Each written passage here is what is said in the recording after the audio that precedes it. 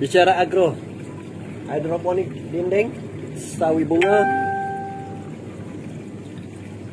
Jom layan.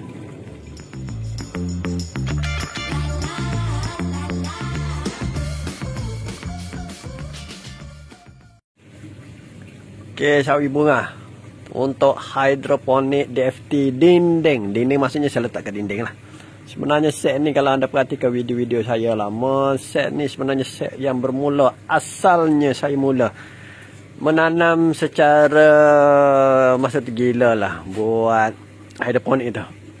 Sampai di dinding, di dinding ya. Jadi set ni set percubaan saya pada permulaan. Jadi permulaannya saya buat begini dan akhirnya baru temu problem dia ataupun masalah cabaran lah. Okey, cabaran dalam set hidroponik dinding ni. Tapi tak apalah, janji ada hasil ni kan. Hasil yang kali ni adalah hasil dah berbunga. Jadi maksudnya sawi bunga lah. Sawi bunga. Dan sawi bunga kali ni saya masuk lebih kurang satu pot ni. Satu pot ni lebih kurang 2 pokok.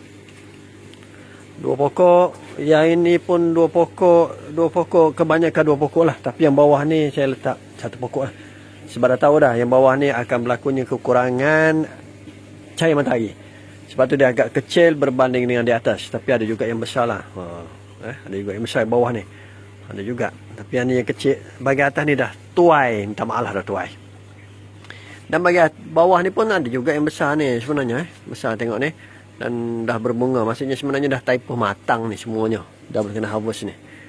Okey. Hidroponik dinding ni. Walaupun dia di dinding.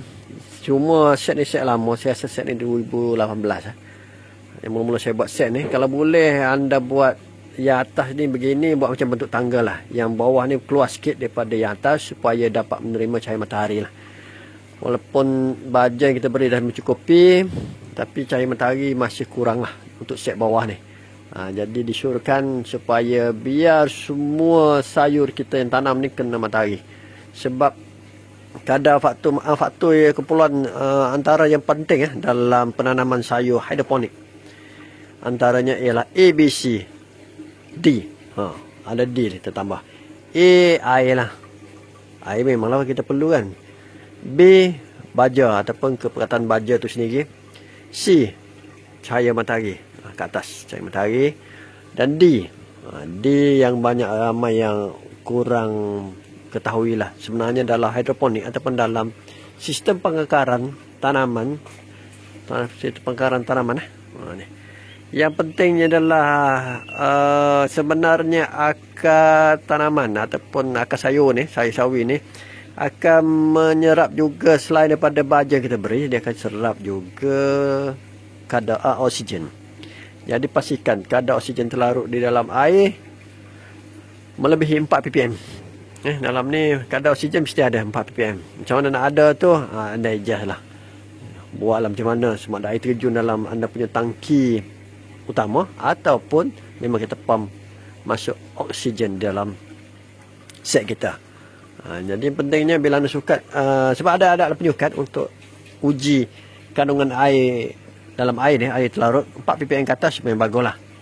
Dan juga suhu lah. Suhu pastikan suhu bawah 30. Nak buat macam mana? Adjust lah juga. Terpaksa buat betul-betulan. Tapi saya punya set ni alhamdulillah sebab aliran air saya bagi kau-kau laju supaya dia patah balik. Ni patah balik dia return di sini. Patah balik ke bawah ni sampai ke tangki tong biru tu.